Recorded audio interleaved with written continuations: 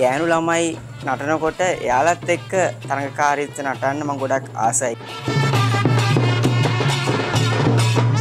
මගේ පෞද්ගලික ජීවිත සමහර තැන්වලදී ඇදලා ගන්න අවස්ථාවල් ගොඩක් තිබිලා තියෙනවා.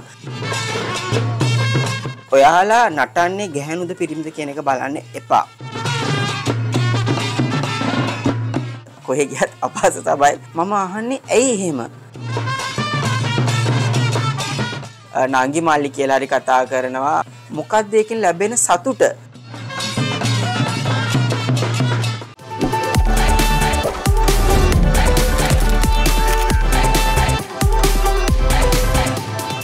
මචං සිලෝනියන්ස් අතීතයේ ඉඳලම ලංකාවේ ජන නාට්‍යවල ශාන්ති කර්මවල කාන්තා චරිත නිරූපණය කළේ පිරිමින් විසින්. 18 සන්නිය සොකරි ගම්මඩු ඒ විතරක් නෙමේ කෝලම් අන්න ඒ වගේ විවිධ අවස්ථාවන් වල පිරිමින් විසින් මේ කාන්තා චරිත ඉදිරිපත් කළා. නමුත් දැන් කාන්තා චරිත නිරූපණය කරන පිරිමින් දිහා සමාජය බලන්නේ වෙනත් කෝණයකින්. මේ කොයි හැටි වෙතත් තමන්ගේ දක්ෂතාව බය නැතුව ඉදිරිපත් කරන ශෂි හොයාගෙන මේ ආවේ වස්කඩුවට. ශෂිගේ කතාව අපි බලමු.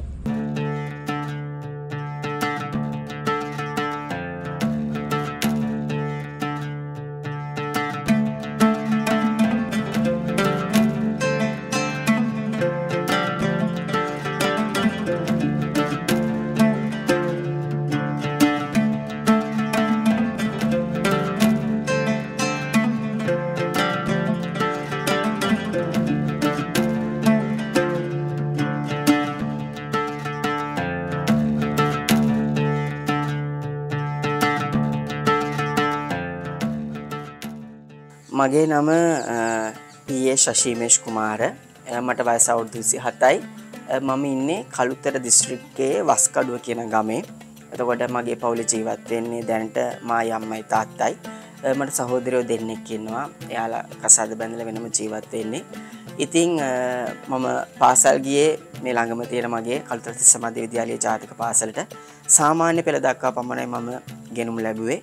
ඊට පස්සේ තමයි මම මගේම කියලා නර්තන කණ්ඩායමක් ආරම්භ කරන්නේ.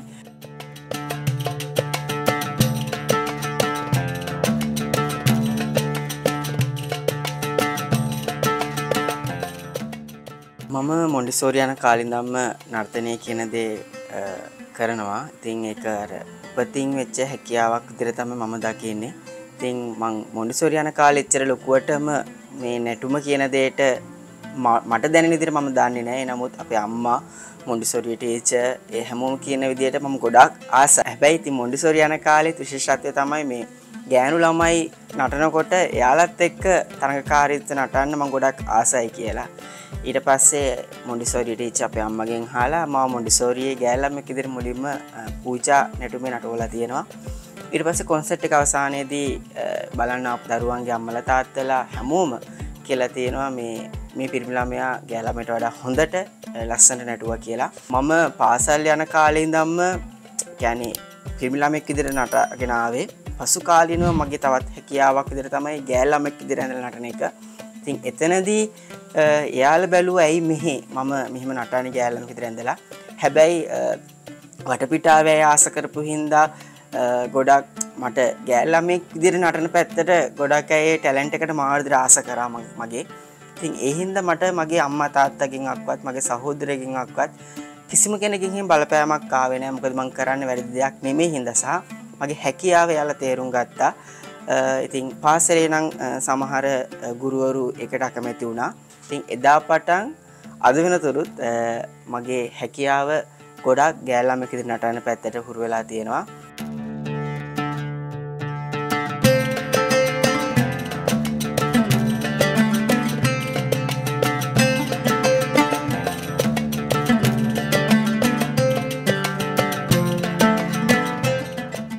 මම මේ පෙරහැර කියන නර්තන කලාවට එන්න මගේ කිසිසේත් බලාපොරොත්තුවක් තිබුණේ නැහැ. මට ඕනලා තිබුණේ හොඳ නර්තන ගුරුවරයෙක් වෙලා මගේ හැකියාව තවත් කෙනෙක්ට උගන්වන්න තැනට යන්න. නමුත් අධ්‍යාපන මට්ටමේ පොඩි අඩුපාඩුකම් හින්දා ඒ තැනට එන්න මට වරම් ලැබුණේ නැහැ. ඊට පස්සේ 2017 දී මගේම කියලා නර්තන කණ්ඩායමක් පෙරහැර සඳහා මම සූදානම් කරගත්තේ සිසුන් 3 දෙනෙක් එක්ක මගේ යාළුවෝ දෙන්නෙක් එක්ක එකතු වෙලා.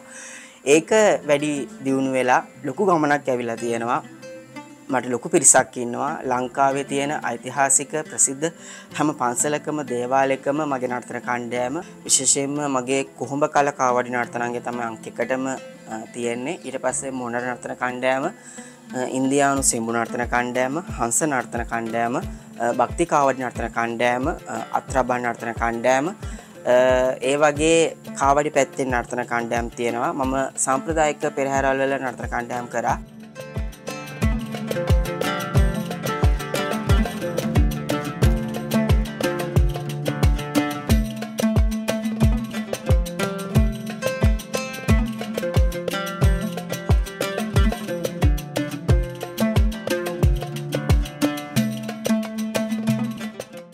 මට ලොකු ප්‍රශ්නයක් ආවා. මොකද මම අනිත් අයට වඩා ටිකක් සාපේක්ෂව වෙනස් කෙනෙක්. මම මේ ෆීල්ඩ් එකේ හිටපු නර්තන කණ්ඩායමක් ආරම්භ කරපු පොඩිම ළමයා වෙන්න පුළුවන්. ඉතින් එතකොට මම පන්සල් වලට ගියාට පස්සේ මගේ ෆොටෝස් වීඩියෝස් පෙන්නලා යාලා කිව්වේ ඔයාට මේක කරන්න පුළුවන් ද තාම පොඩි ළමෙක්. ඔයාට පුළුවන් මේ පෙරහැරක නටුම් කණ්ඩායමක් කරන්න. හැබැයි මම ඒ වගකීම බාරගත්තා. මම අනිවාර්යයෙන්ම කරලා පෙන්නනවා කියලා. ඉතින් පන්සල් දේවාලය හැමතැනම හොයාගෙන ගිහිල්ලා ඒගොල්ලන්ට කතා කරලා මම මගේ නර්තන කණ්ඩායම යොදවලා තමයි මේ ගමන ආවේ. ඉතින් අද මගේ නර්තන කණ්ඩායම ප්‍රශ්න කොච්චර ආවත් මේ ශාස්ත්‍රයේ ඉන්න ගොඩක් අය මට වල කපනවා. එයාලා මට ඉදිරියට යන්න දෙන්නේ නැහැ. ඉතින් ඒ වුණත් මම කිසිම කෙනෙක් එක තරහක් වෛරයක් නැහැ. ඒ ප්‍රශ්න කොච්චර ආවත් මගේ නර්තන කණ්ඩායම මට ලොකුම හයිය. මොකද එයාලා නැත්තම් මට මේ ගමන යන්න බෑ. අද ඒ විඳපු දුක අද මම මගේ ස්ථාවරේ කලාව පැත්තෙන් මම තැනක ඉන්නවා.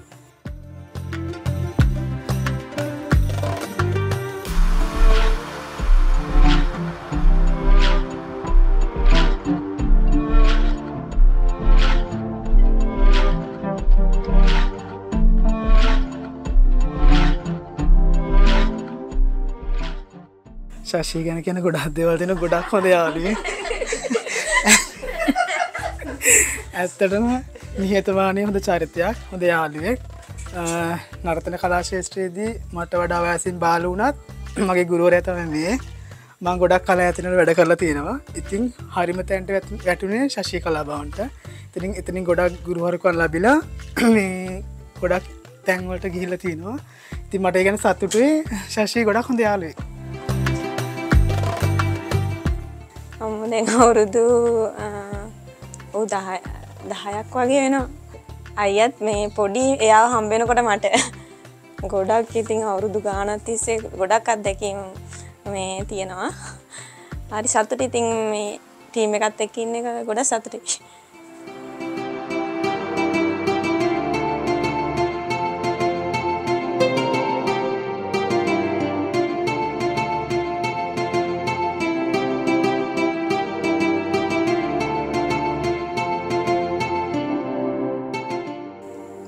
මගේ අම්මා ගැන නම් ඒක කියලා නිම කරන්න බෑ. මම හිතන්නේ මගේ අම්මා වගේ කෙනෙක් මේ විදිහට ඇඳලා නටන කෙනෙක්ට ලැබෙන්නේ නැහැ. මොකද ඒක පෞද්ගලිකව මාව දාන්න නිසා මගේ නර්තන කණ්ඩායමේ ඉන්න සහෝදරයෝ අනිවාර්යෙන්ම දාන්නවා. මොකද එයාලටත් මගේ අම්මා මාර ආදරෙයි. මගේ අම්මා වැරද්දට කෑ ගැහුවට මගේ අම්මා මාර ෆ්‍රෙන්ඩ්ලි, මාර ආදරෙයි. අපිත් අම්මට විහිළු කර කර තමයි ඉන්නේ. අපිට අම්මා කියන තැන එයා නැහැ. අම්මටත් එයාගේ යාළුවෙක් සහෝදරයෙක් විදියට. මගේ අම්මා කොහි මොතකක්වත් මම මනසින් වටලා නැහැ. එයා තමයි සමහරවිට මම TikTok කරනකොට පවා මට හැට්ටේට කටු ගහන්නේ, සායන්දාන කරන්නේ, මගේ වීඩියෝ සල්ලානේ ෆෝන් එකෙන්. ගොඩක් දුරට එයා තමයි. ඉතින් එයා කවදාවත් ඔයා මේ දේ කරන්න එපා, අපිට ඔයා ලැජ්ජාවක්, ඔයා හින්දා අපිට පාරේ බහැලා යන්න බෑ. එහෙම නැහැ. මොකද එයා දන්නවා මම හරි දේ කරන්නේ. මොකද කලාවක් විදිහට පාවිච්චි කරන හින්දා මගේ අම්මා තාත්තගේ මට කවදාවත් මේ දෙයට තහනම් කළා නැහැ. මොකද මම මෙච්චර දුරක් මගේ වෘත්තීය විදිහට මම ජීවත් වෙන්නේ මේ කලාව හින්දා. ලොකු පිරිසක් එක්ක මම එකතු වෙලා වැඩ කරන්නේ. ඉතින් මගේ ගෙදරට එනවා සමහර වෙලාවට අපි කියනවා ට්‍රාන්ස්ජෙන්ඩර් කියලා. ඉතින් ඒ වගේ ළමයිනුත් මගේ නිවසට එනවා. හැබැයි මගේ අම්මා කවදාවත් ඒ ළමයිව පහත් කරලා කතා කරන්නේ නැහැ.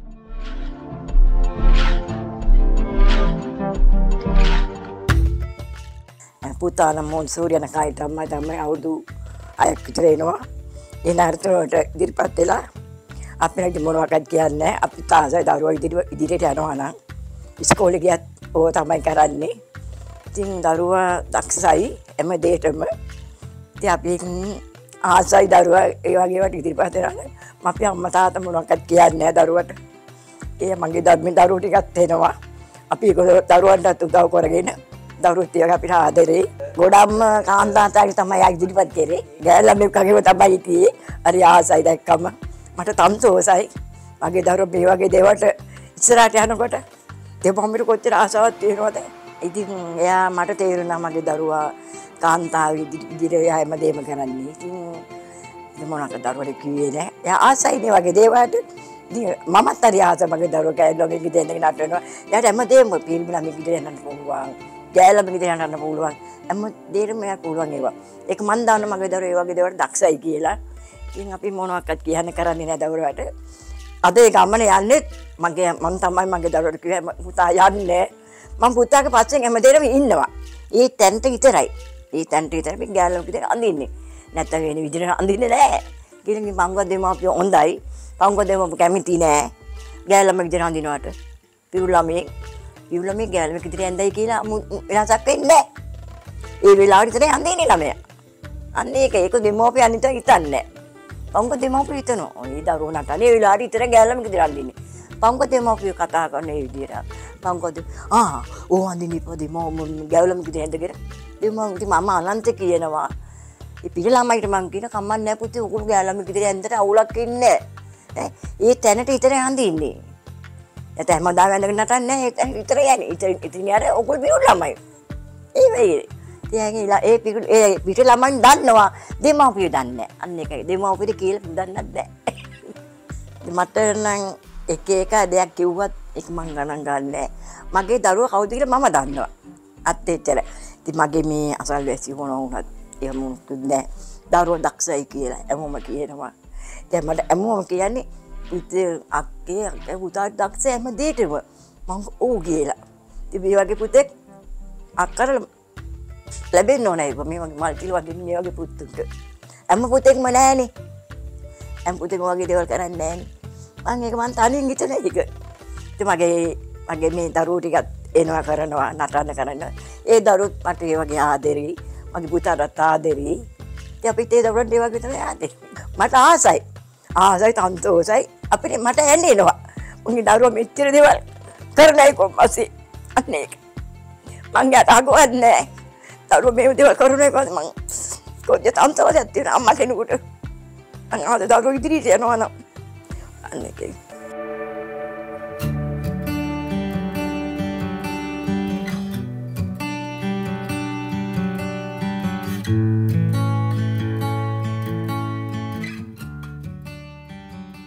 තමන්ගේ අම්මා තාත්තා කැමති නෑ තමන්ගේ දරුවා සමාජයක් ඉස්සර අපිට හැලුවට ලක් වෙනවට. හැබැයි මතක තියාගන්න අම්මේ තාත්තේ මේක එක්තරා කලාවක්. මේක එක්තරා මාධ්‍යයක් විතර අපි ගත්තොත් මේ කලාවක්. එතකොට පිරිමි ළමයි ගෑල් ළමෙක් විදිහට ඇඳලා නර්තන යෙදෙනවා කියන්නේ ඒක හැමෝටම කරන්න බැරි දෙයක්. කියන දේ මම විශ්වාස කරනවා. ඉතින් මගේ නතර කණ්ඩායම තුලත් ඒ වගේ දක්ෂ ළමයි ඉන්නවා. ඉතින් හැබැයි ඒ අම්මලා තාත්තලේ දරුවන්ව තේරුම් අරගෙන මං නිසා ඒ වෙන අවස්ථාවල් තියෙනවා.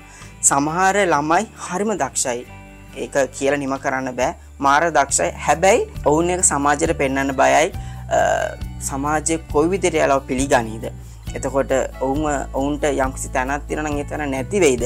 ඔවුන්ව කොන් කරයිද කියන තැන ඉඳන් ඔවුන්ගේ හැකියාව හංගගෙන ඉන්නවා. මම කියන්නේ එහෙම වෙන්න එපා. අපි මේ ලෝකෙට අපි ඉන්න භූමියට හරි පෙන්නලා අපි මේ ජීවිතේ යම්කිසි සතුටක් තෘප්තියක් ලබන්න ඕනේ. ඉතින් මම ඔයාලට කියන්නේ ඔයාලගේ හැකියාවල් හංගන් ඉන්න එපා කොයි මොහොතකවත්. ඔයාලගේ අම්මලා තාත්තලාට ඒක තේරුම් කරලා දීලා ඒ දේවල් ඉදිරිපත් කරලා තමන්ගේ හැකියාව වැඩි දියුණු කරගන්න කියන තැන මම කියනවා. අදටත් ගොඩක් අය මට මගේ FB account එකට පවා මැසේජ් දානවා අයියේ මමත් ආසයි ඔයාව ගැඳලා නටන්න. ඒත් අපේ අම්මලා තාත්තලා ඉඩ දෙන්නේ. සමහර ළමයි කාමරවල දොරවල් වහගෙන ගෑල් ළමයි වගේ ඩ්‍රෙස් කරලා මට ෆොටෝස් එවනවා. කොයි වීඩියෝ කෝල් එකක් අරන් පෙන්වන්න එහෙම අහනවා. ඉතින් එයාලා ඒ නර්තනයේ යෙදෙන විදිය ඉතින් හරි දුකයි. මම හිතන්නේ ඒක ඒ අම්මලා තාත්තලා දරුවන්ව තේරුම් අරන් තියෙන නිසා ඒ අම්මලා තාත්තලාට බයයි දරුවෝ විනාශයටපත් වෙයි කියලා. හැබැයි ඒ දරුවෝ දැනගන්න ඕනේ මේ සමාජය තුල ජීවත් වෙනකොට අපි හරි දේ නිවැරදි දේ තෝරගෙන ජීවත් වෙන්න ඕනේ කියලා වැරදි මාර්ගවලට නොවි.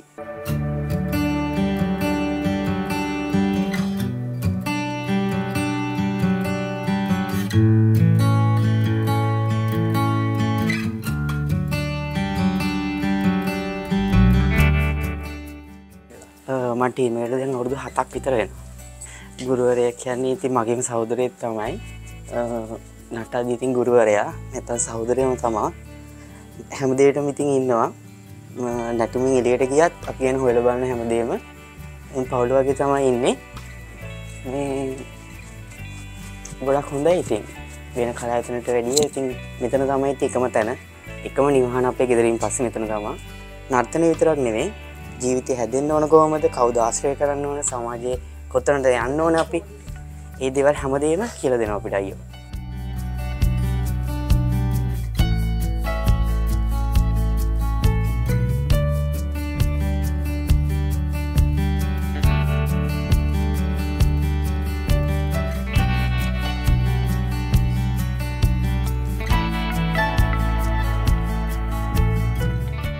මේ පෙරහැර කලාව තුළ මට ලැබිච්ච ලොකුම අත්දැකීම තමයි මගේ මොන නර්තන කණ්ඩායමක් තියෙන එක. ඉතින් ඒක ලොකුම අභියෝගයක් වුණා අනිත් මොන නර්තන කණ්ඩායම් වලට. මොකද මේ මොන නර්තන කණ්ඩායමේ මොනර විදියට නටන්නේ මම. එතකොට හැම මොන නටුම් කණ්ඩායම ගොඩක් දුරට ගැහැල් ළමයි තමයි ඉන්නේ. මොනර නැටුමේ නම් මේ පිල් ඔක්කොම මම මහන්නේ. මේ ඔක්කොම අතින් නිර්මාණය වෙන දේවල් ඇට සැකිල්ල වෙනම හදලා ඊට පස්සේ ඒක හදලා දෙන්න මගේ යාළුවෙක්. ඊට පස්සේ මේ ඔක්කොම මහන්නේ ඔක්කොම තනියෙන් අතේ තමයි හැමදේම පෙපිල්ලාලු වල හැමදේම කරන්නේ. ඉතින් මොන නටුම නිර්මාණය කරනවා කියන්නේ ටිකක් හරි අපහසුයි. මොකද මේ ලොකු පිල් තියෙනවා. ඉතින් එතකොට ඒවා මහන්න සති එකක් විතර යනවා. ඒතර මගේ නර්තන කණ්ඩායමට මේකප් කරන්නේ මම තමයි. දැන් එයාලට ඒවා පුරුදු කරලා දීලා දැන් ඒගොල්ලෝ තනින් කරගන්න අවස්ථාවල් තියෙනවා.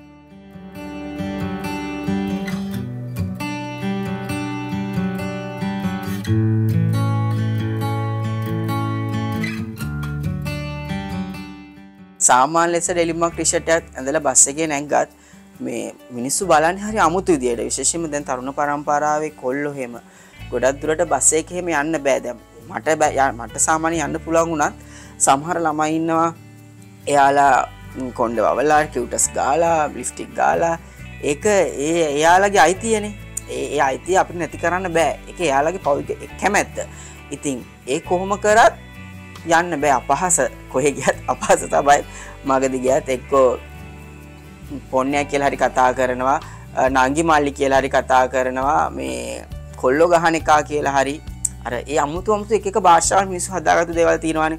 ඉතින් ඒ දේවල් ඉතින් ලැබෙන එක්ක නැත්තම් සමාජචරයට hina වෙන වෙලාවල් තියෙනවා. ගියාට පස්සේ hina වෙන වෙලාවල් තියෙනවා. දැන් පෞද්ගලිකව මේ අත්දැකීම් මට අඩුයි ගොඩක් දුරට. හැබැයි මාත් එක්ක ඉන්න මගේ මේ මම මේ වගේ ගොඩක් අය ආශ්‍රය කරනවා. මගේ යාළුවෝ ඉන්නවා ගොඩක්. යාළුවෝ නැති අය තියෙන ඉතින් මම පෞද්ගලිකව දකින්නවා.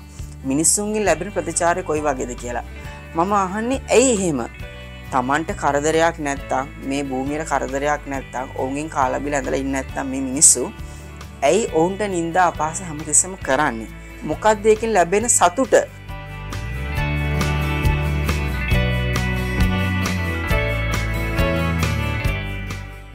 පෙරහැරවල නටාගෙන යනකොට බලන් ඉන්න ජනතාව මම හිතන්නේ එයාලා බලන්න ඕනේ මේ පෙරහැරේ නර්තනංගේ රස වින්දනයේ පමණයි කියන තැන තමයි මම ඉන්නේ. නැත්තම් ගොඩක් අය ඉන්නේ ගෑනු අය මේ පිරිමි අයට වඩා ගොඩක් ගෑනු අයම තමයි. එයාලා ඉන්නේ ගොඩාම මේ ගෑනු පිරිමි කියන එක හොයන්න කකුල් වලින්. යනකොට පෙරහැර ඉතින් අපිට ඇහෙනවා කියනවා. සමහරවිට මේ කෙල්ලොන්ට අපේ නන්නේ ගෑල් ළමයිටත් පිරිමි ළමයි කියන අවස්ථාවල් තියෙනවා. මොකද අද එයාලට අර එයාලගේ මයින්ඩ් එක හැදිලා තියෙන්නේ ඒ දෙයට හින්දා එයාලට ගෑල්ලම් ළමයි කියන එක හොයාගන්නත් අමාරුයි. ඉතින් එයාලා ගොඩක් යනකොට කියනවා ඔය කොල්ලෙක් කකුල් බලන්න මේ එහෙම කියලා. ඉතින් මම කියන්නේ ඒ තැනට වැටෙන්න එපා. කවදාවත් අපේ මිනිස්සු පෙරහැරක නටන එක ලේසි පහසු දෙයක් නෙමෙයි. ඒක මගේ මොනර නැටුමට විතරක් නෙමෙයි. ඕනෑම නර්තන කණ්ඩායමකට පොදුවේ මම කියන්නම් මේ කලාව කරන හැමෝටම අමාරුයි. හැබැයි ඊට වඩා ලොකු අමාරුවක් මහන්සියක් මේ මොණර නර්තන කණ්ඩායමක අපිට දැනෙනවා. ඒත් අපි බලගෙන ජනතාවට කවදාවත් ඒක පෙන්වන්නේ නැහැ අපේ මහන්සිය තෙහෙට්ටුව. මොකද අපි දවල් පෙරහැරක් ගත්තොත් උදේ 8 ඉඳන් මේකප් කරලා ඇඳලා කරලා පෙරහැර දෙකට පටන් ගන්නවා කොට සමහරවිට දෙකක් පහුවෙලා 3 වෙනවා. එහෙම ඉඳලා රෑ 7-8 වෙනකම්ම එක දිගටම අපි පෙරහැරවල නටනවා. චුට්ටක් අපි හිටියොත් බලන් ඉන්න අය අපිට කෑ ගහනවා නටන්න එහෙම කියලා. ඒත් එයාලට ඒකේ මහන්සිය තෙහෙට්ටුව දැනෙන්නේ නැහැ. මොකද එයාලා හිතන්නේ මේක හරි ලේසි දෙයක්, මේක අමාරු නෑ. හැබැයි සමහරක් මිනිස්සු ඉන්නවා ඒ ළමයි පව් ඒ ළමයි මේ බරක් දරාගෙන මෙච්ච ලොකු දෙයක් දාගෙන නටන්නේ කොහොමද? මොකද මේ ලොකු පිල් දෙක විතරක්ම මම හිතන්නේ සමහරට කිලෝ 2ක් විතර වගේ ප්‍රමාණයක බරක් තියෙනවා. මොකද මේක කොන්දට තමයි සම්බන්ධ වෙන්නේ. පැය 7ක් 8ක් අපි මේ පෙරහැරවල වල නර්තනය යෙදෙනවා. ඉතින් අපිට ලොකු මුදලක් මේ පෙරහැරවල තුලදී ලැබෙන්නේ නැහැ. මේ පෙරහැර කියන දේ හරි කට්ටක්. ඒක කොච්චර බලන් ඉන්නේ කොහොම පිළිගත්තත් මට කියන්න තියෙන ඒක හරි දුකක් සහ ඒක හරි කට්ටක්. සමහර පැතිවලට අපිට ගියාම ඒක මට විතරක් නෙමෙයි පොදු ගොඩක් යට ලැබෙන අත්දැකීමක්. බලන් ඉන්න ජනතාව සමහරක් මිනිස්සු හරි කැත විදියට කතා කරනවා. උඹලා නටපාල උඹලා ගෙන අපි සල්ලි දීලා නර්තන ශිල්පියෙක්ට එහෙම කතා කරන එක හොඳයිද නැද්ද කියලා චුට්ටක් කල්පනා කරලා බලන්න. මොකද මේ පෙරහැරක නටන්නේ ඔයාලා වෙනුවෙන්. ඔයාලා වෙනුවෙන් චුට්ටක් නැටුවේ නැහැ කියලා පොඩි මහන්සියක් ගත තැනකදී එහෙම කතා කරන්න එපා.